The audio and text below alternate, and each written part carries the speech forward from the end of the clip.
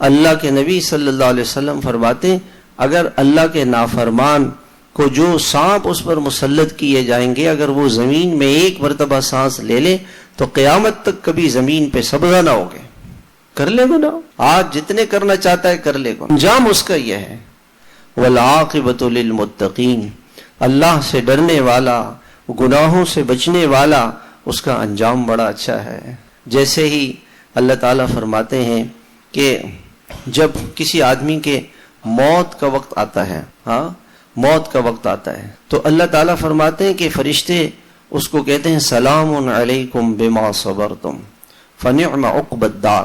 فرشتے آتے ہیں اور فرشتے آ کے اس کو جنت دکھاتے ہیں. اور کہیں ہم نے شہیدوں کو دیکھا، کہیں اللہ والوں کو ہم نے دیکھا کہ جب انتقال ہو رہا ہے ایسے ہنس رہے، وہ موت پہ ہی اللہ تعالیٰ نے ان کو جنت دکھا دی، مرتے ہی جنت.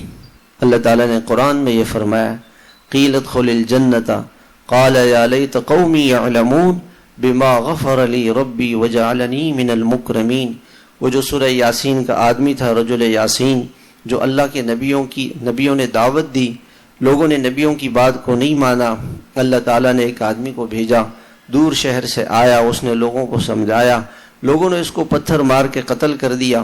اللہ تعالیٰ فرماتے ہیں جیسی اس کا انتقال ہوا، فرشتوں نے فوراً اس کو اللہ کا پیغام پہنچایا قیل ادخل الجنت، جاؤ یہ جنت ہے. اس نے جنت سے ایک پیغام بھیجا، اللہ نے اس پیغام کو قرآن میں ذکر کر دیا قیل ادخل الجنت قال یا لیت قومی یعلمون، کاش کہ میری قوم کو پتہ چل جاتا کہ میرا انجام کتنا اچھا ہوا ہے.